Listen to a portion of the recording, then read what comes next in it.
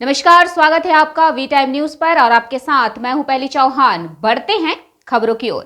रोजगार और पुनर्वास की मांग को लेकर एससीएल के कुसमुंडा मुख्यालय पर धरने पर बैठे भू विस्थापित किसानों के आंदोलन के आज 100 दिन पूरे हो गए। पूर्ण घोषणा के अनुसार विस्थापन प्रभावित किसानों ने यहां एक बड़ी रैली निकाली तथा पुलिस के साथ झूमा झटकी के बीच केंद्रीय कोयला मंत्री प्रहलाद जोशी का पुतला जलाने में सफल हो गए। पुलिस बल की मौजूदगी और उनकी शक्ति भी आंदोलनकारियों को पुतला जलाने से रोकने में असफल रही। उल्लेखनीय है कि छत्तीसगढ़ किसान सभा के सहयोग से रोजगार एकता संघ के बैनर पर पिछले 100 दिनों से भू स्थापित किसान उनकी जमीन के अधिग्रहण के एवज में रोजगार और पुनर्वास की मांग को लेकर लगातार आंदोलनरत हैं और वे 3 बार खदान बंदी भी कर चुके हैं और उन्हें गिरफ्तार भी किया गया है। इस आंदोलन के कारण एससीएल का उत्पादन लक्ष्य काफी प्रभावित हुआ है और कोल इंडिया को एससीएल का सीएमडी भी बदलना पड़ा है।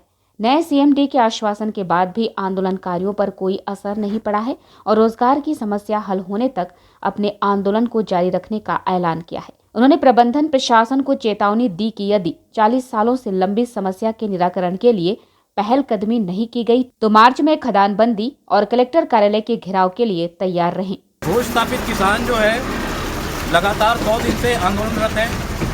31 अक्टूबर को खदान बंद करने के बाद में 1 नवंबर से अनिश्चितकालीन धरना चल रहा है। जब तक जिन किसानों की ज़मीन एससीएल ने ली है उन किसानों को रोजगार नहीं देगी तब तक ये आंदोलन जारी है और लगातार जो है भूस्थापित किसानों का आक्रोश बढ़ता जा रहा है। एससीएल की वादाखिलाफी के खिलाफ में एससीएल ने खदान को खोलने के लिए किसानों को धोखा देकर के ज़मीन लिया और ज़मीन लेने के बाद में 40 साल से किसान भटक रहे हैं। रोजगार की मांग को लेकर के अब भूस्थापित किसान आर पार की लड़ाई के लिए सड़क पर उतर चुके हैं। आज 100वें दिन में एक विशाल जन आक्रोश सभा हुआ और कोयला मंत्री का पुतला फूंका गया है और एससीएल मैनेजमेंट और कोल मंत्रालय को इस मंच के माध्यम से आगाज बताया जा रहा है कि फरवरी तक सभी भूस्थापितों को रोजगार देने की प्रक्रिया शुरू कर दी जाए, अन्यथा मार्च में कोयला खदान पूर्ण रूप से बंद होगा और कोयला कुसमुंडा से बाहर नहीं जाएगा। इस बात को एससीएल और कोल इंडिया पूरा ध्यान से सुन ले और गुस्सा जो है अब मार्च में